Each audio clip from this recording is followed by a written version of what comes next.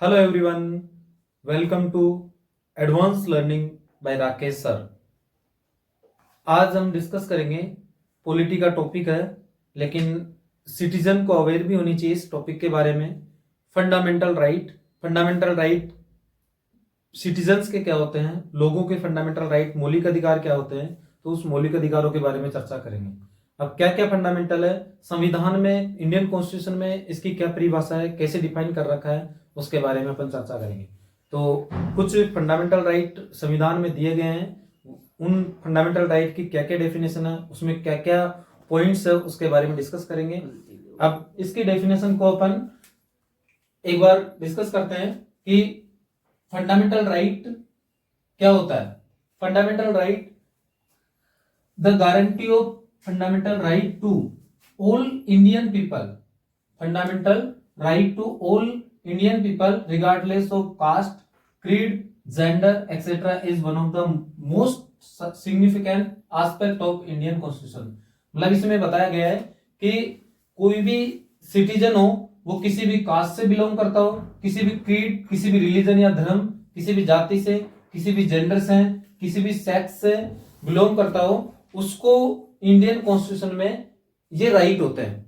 मतलब सबको समान अधिकार होते हैं, सबको समान मौलिक अधिकार होते हैं, ये बताया गया है इंडियन कॉन्स्टिट्यूशन में, भारतीय संविधान में। और दीज आर 6 फंडामेंटल राइट, कुछ फंडामेंटल राइट है वो बता रखे हैं इंडियन कॉन्स्टिट्यूशन में। ये फंडामेंटल राइट है, पहला राइट टू इक्वलिटी, दूसरा है right to freedom, right to equality को समानता का अधिकार बोलते हैं, राइट टू फ्रीडम को स्वतंत्रता का अधिकार, और राइट अगेंस्ट एक्सप्लॉइटेशन, शोषण के विपरीत अधिकार, शोषण के विपरीत अधिकार मतलब शोषण का विरोध करना अधिकार, right to freedom of religion, मतलब वो किसी भी रिलीजन या मतलब धर्म, किसी भी धर्म को वो प्रचार प्रसार कर सकता है, मतलब धर्म के लिए स्वतंत्रता। और कल्चरल, 5वें नंबर का है कल्चरल एंड एजुकेशनल राइट, मतलब उसको किसी भी कल्चर को फॉलो कर सकता है, किसी भी कल्चर को फॉलो कर सकता है, और उसके पास एजुकेशन लेने का भी एक राइट होता है, शिक्षा का अधिकार होता है, वो भी एक राइट है, तो इसके बारे में भी है 5वें में। और 6ठा नंबर का जो राइट है वो right to constitution on remedies, मतलब ये 5 जो ऊपर राइट दे रखे हैं, इसके लिए कुछ रेमेडीज बता रखी है कि इसमें इनका जो वायलेशन होता है, उल्लंघन होता है कभी राइट्स का, तो वो उसको क्या करना चाहिए, ये सिटीजन को प्रोटेक्ट करने के लिए या अपने राइट्स को प्रोटेक्ट करने के लिए बता रखा है। अब एक एक राइट्स को अपन डिस्कशन करते हैं। फर्स्ट है राइट टू इक्वलिटी, कि इंडियन कॉन्स्टिट्यूशन में राइट टू इक्वलिटी को कैसे डिफाइन कर रखा है। तो राइट टू इक्वलिटी इसमें 12 नंबर, 30 नंबर, 40 नंबर और 15, 16, 17 ये कुछ राइट है।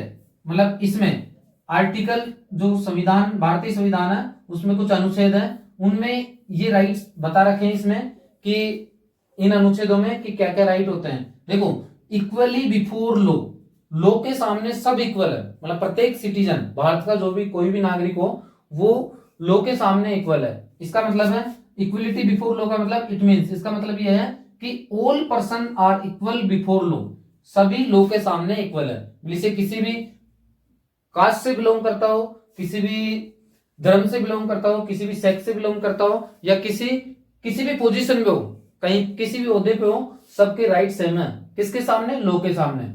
नेक्स्ट, कानून के सामने सबके राइट, सबके अधिकार सेम होते हैं, सब समान होते हैं, मतलब समानता का अधिकार। दूसरा है कि नो डिस्क्रिमिनेशन, कभी भी किसी प्रकार का कोई भेदभाव नहीं किया जाएगा। किस बेसिस पे? ना तो रिलीजन के बेसिस पे भेदभाव करेंगे, ना रेसेस, न जाति, कास्ट या फिर सेक्स के बेसिस पे, कभी भी लिंग के आधार पर, जाति के आधार पर, किसी नस्ल के आधार पर या धर्म के आधार पर कभी भी क्या नहीं करेंगे, भेदभाव नहीं किया जाएगा। ये समानता के अधिकार में पॉइंट है।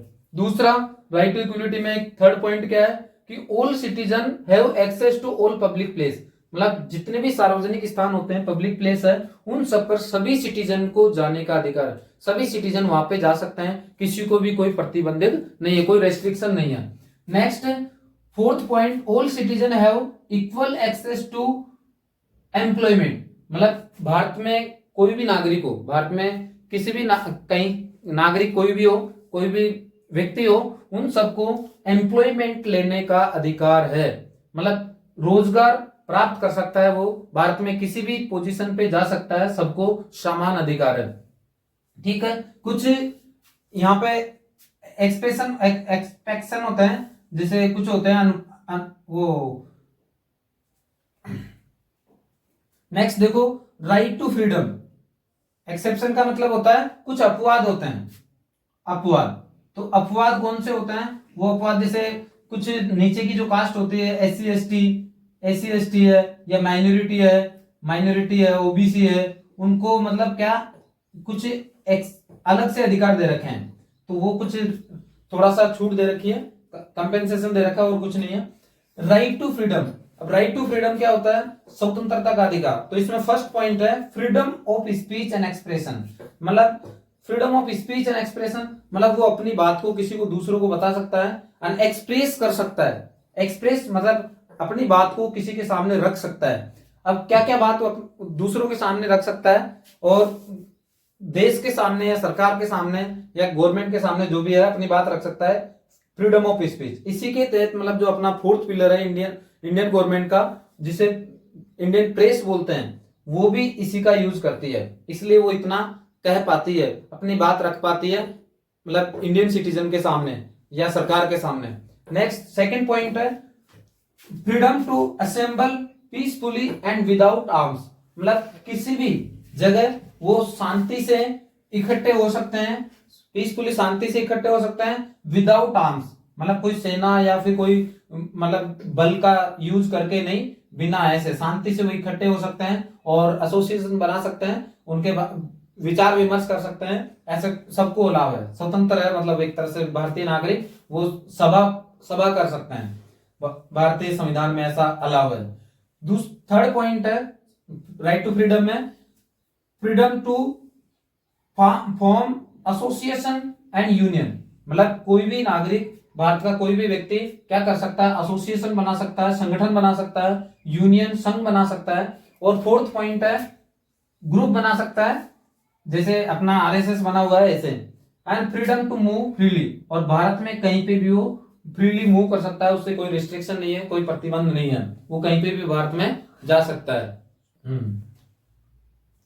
तो फ्रीडम टू मूव फ्रीली मतलब कहीं पे भी पूरे देश में कहीं पे भी घूम सकता है। नेक्स्ट जो फिफ्थ पॉइंट है राइट टू फ्रीडम में, स्वतंत्रता के अधिकार में, मतलब फिफ्थ पॉइंट है freedom to reside in any part of the country.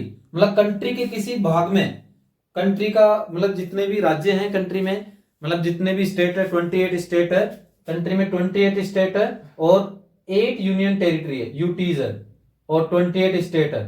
तो 28 स्टेट में और इधर 8 यूनियन टेरिटरी में कहीं पे भी वो रिजाइड कर सकता है, मतलब रह सकता है इन any part of the country. Country के किसी पार्ट में वो फ्रीली कहीं पे भी रिजाइड कर सकता है, रह सकता है, कहीं पे भी वो अपना घर बना सकता है। And freedom to practice any profession, और किसी भी प्रोफेशन को वो अपना सकता है।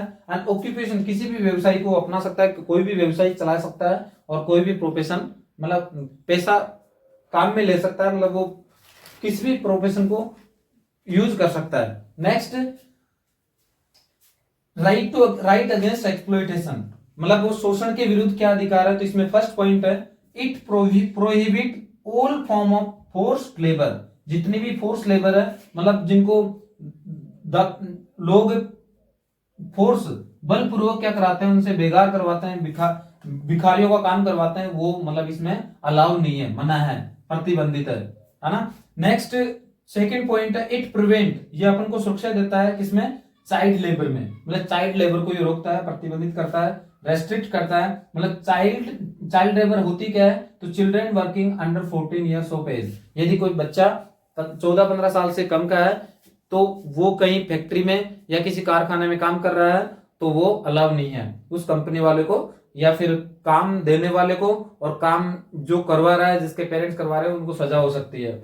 नेक्स्ट जो पॉइंट है prevent traffic in human being, मतलब ह्यूमन बीइंग्स की जो ह्यूमन ट्रैफिकिंग होती है वो इसमें प्रिवेंट है, उससे सुरक्षा। मतलब एक तरह से ह्यूमन तस्करी, मानव तस्करी का मतलब होता है जैसे मानव के कोई भी ऑर्गन, अंग वो दूसरे देश में बेचना, या किसी दूसरे व्यक्ति को बेचना वो इसमें मना है। ठीक है। फोर्थ नंबर का जो राइट है वो क्या है? Right to freedom of religion, मतलब किसी भी धर्म का क्या कर सकता है? पालन कर सकता है और किसी भी धर्म को प्रचार प्रसार कर सकता है। तो इसमें फोर्थ नंबर की जो राइट है इसमें बता रखा है कि people are free to practice, मतलब किसी भी धर्म की किसी भी रिलीजन की वो प्रैक्टिस कर सकता है। एंड प्रीच, किसी भी धर्म से संबंधित वो प्रीच उपदेश दे सकता है।